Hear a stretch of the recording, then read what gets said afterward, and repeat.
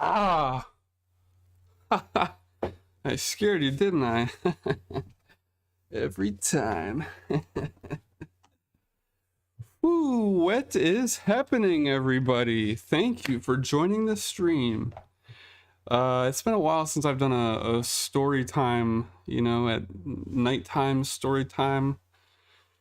It's been a little bit, so I, figure, let's try to get this thing going again. And I've done a little bit of rearrangements with my setup here. I used to have the fireplace, but I switched it out, got something just a little bit nicer for story time. Now we're in dreamland. Ooh. No, I'm just kidding. It's not dreamland, but it kind of looks cool, kind of goes with the theme story, kind of like, whoa, Wonderland.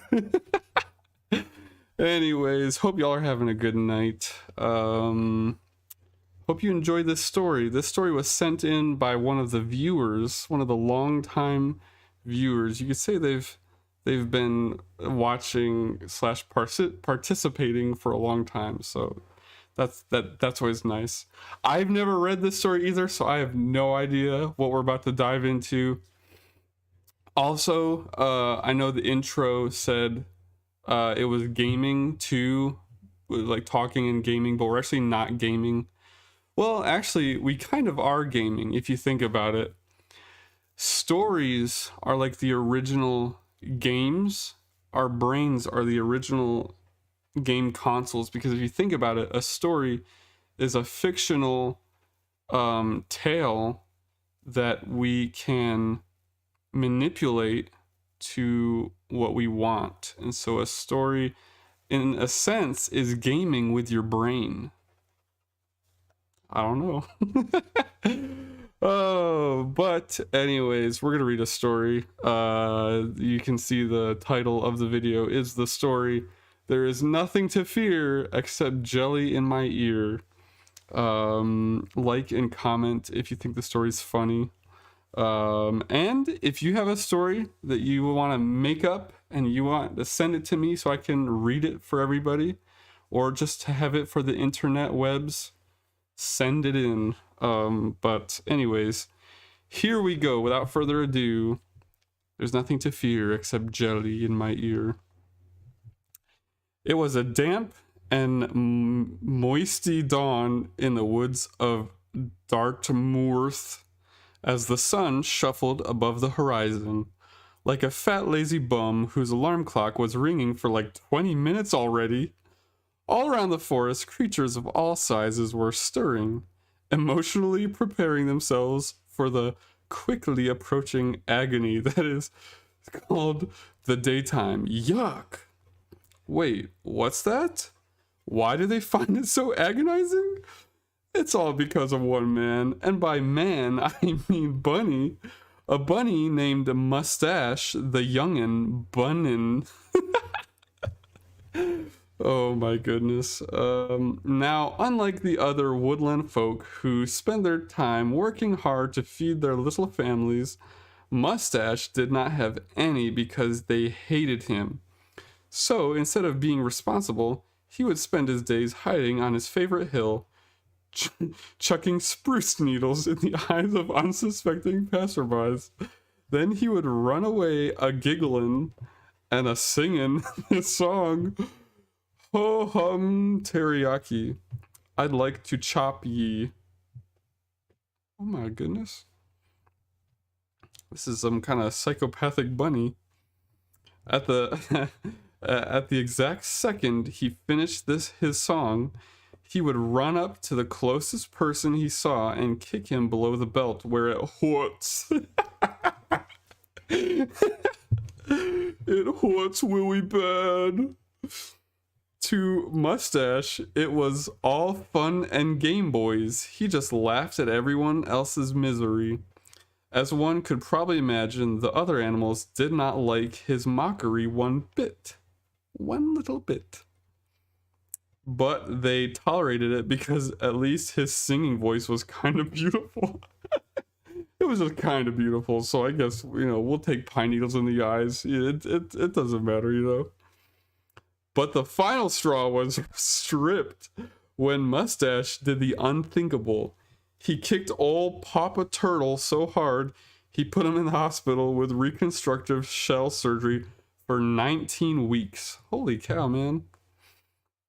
The animals all gathered for an emergency town meeting that very night. It was a school night, so the Mustache was in bed. They unanimously agreed that something must be done about this long-eared playa.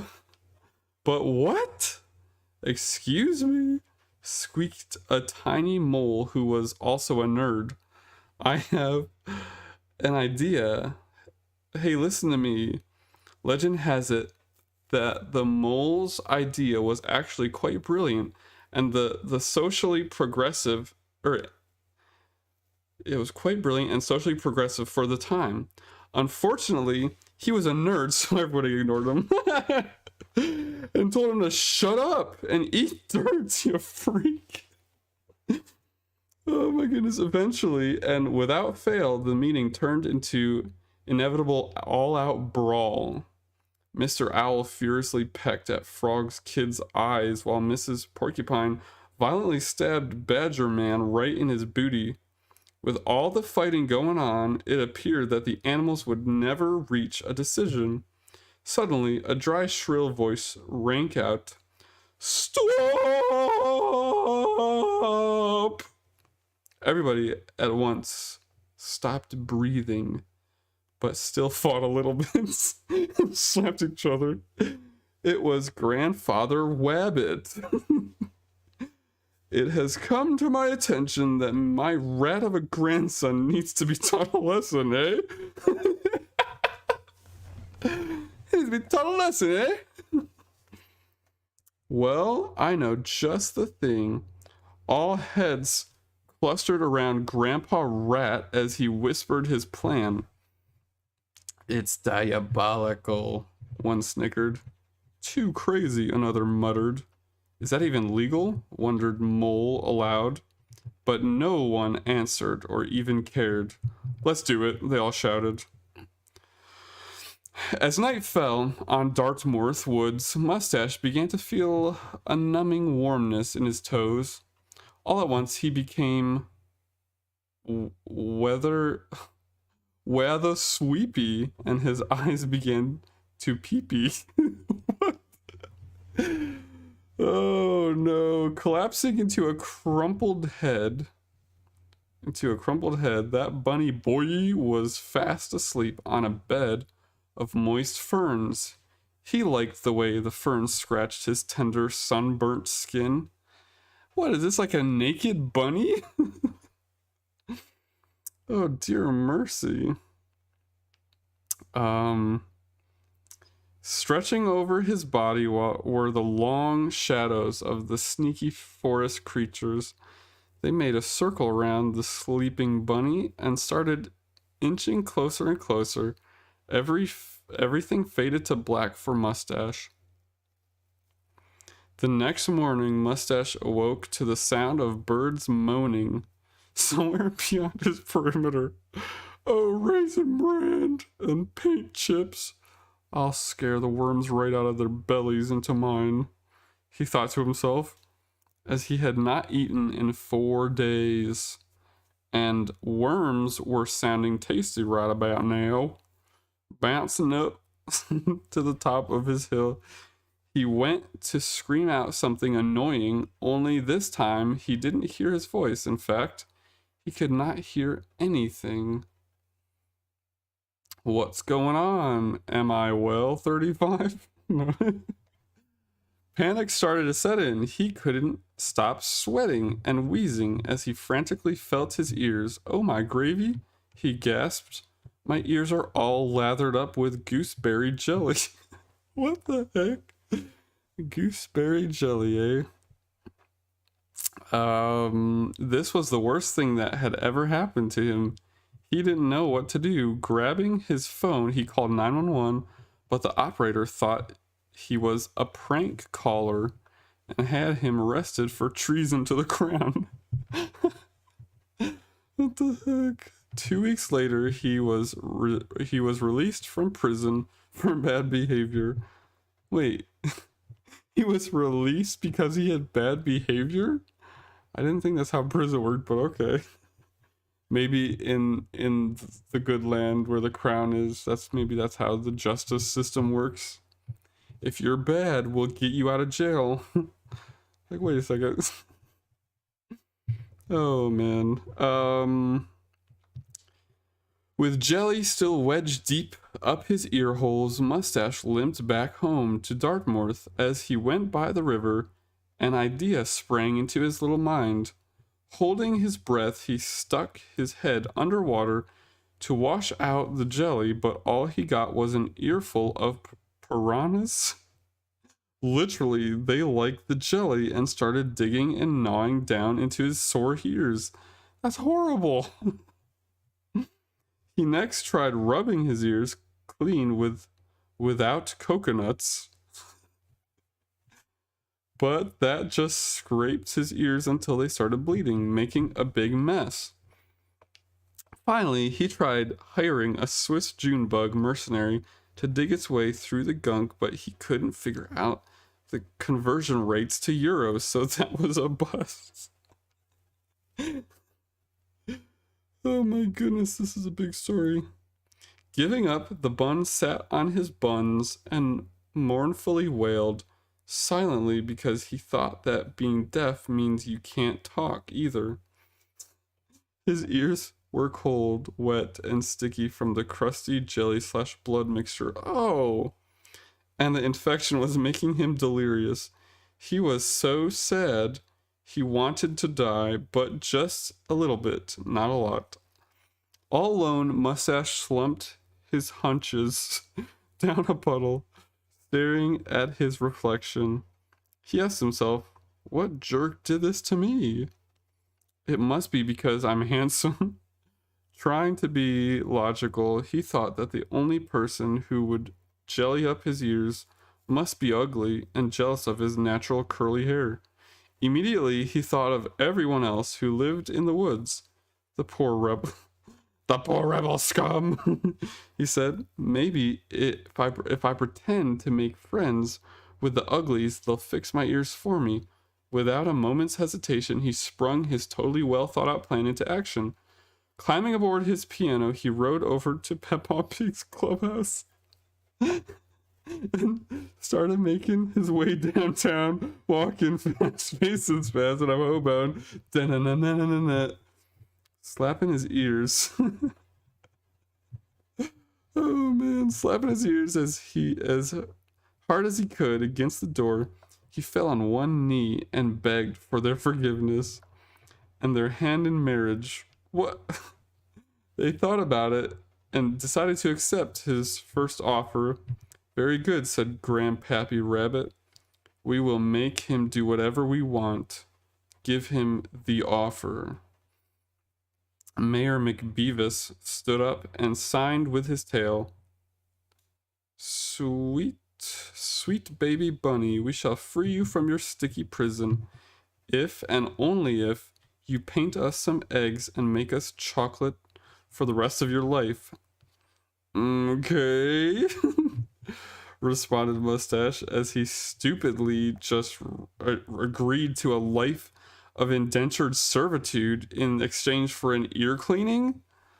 The next day, everyone was happy. Our bunny of a man painted eggs and baked chocolates all day till his paws were riddled with arthritis.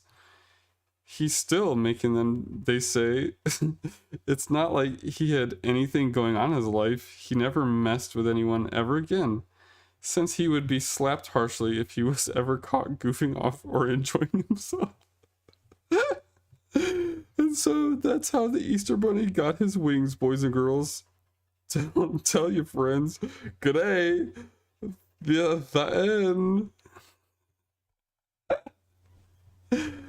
Wow, that was a story. That was a pretty good good story there. What in the world, man? Well, this has been this has been fun. Comment if you like this background or if you like the fireplace more. But I kind of like this because it's a lot easier to work with instead of the fireplace, you know, the fake fireplace. But again, everybody, I encourage you to game with your brain, make a story, even if it's not that long. Make just a short little, make a little story, and send it in. Because you know what? What's the worst that could happen? Someone might not like it, but that's fine. I like all stories except for the ones that I don't like. Oh man, I'm trying to figure out how long has this stream been going off for? Oh, 20 minutes. Okay. This has been a 20-minute. Wow, that's almost been the entire story has been 20 minutes long. That's a nice story. You know, that's kind of like the perfect kind of like story that you start to fall asleep or something, you know. But anyways, hope you guys have been doing good. If you are doing good, then keep on doing good, you know? You know what I mean? You know? Because if you're doing bad, and then you keep doing bad, then it's just not going to be good, you know? I don't know, I'm just making stuff up at this point. But thank you all for joining. Hope you all have a great day. Make sure to clean your rooms. Make sure to brush your teeth before you go to sleep. And also get a nice big glass of milk before you go to bed because milk is so good. Unless you can't have milk, then have a large, like, a half cup of coconut milk. And like think of cows as you drink it. No, I'm just kidding. But anyways, hope you all enjoyed it. 20-minute story, man. Nice. I'm already sleepy. Exactly. Oh, hello, the two people who commented.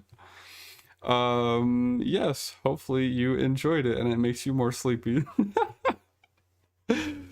But anyways, I hope y'all have a good night. I guess I'll just make a short little story time, but I'll try to do another one. I have another story that somebody else sent in, so I'll probably do that one sometime soon, next time I have time for this. But y'all have a great night's sleep, sleep well, have lots of dreams.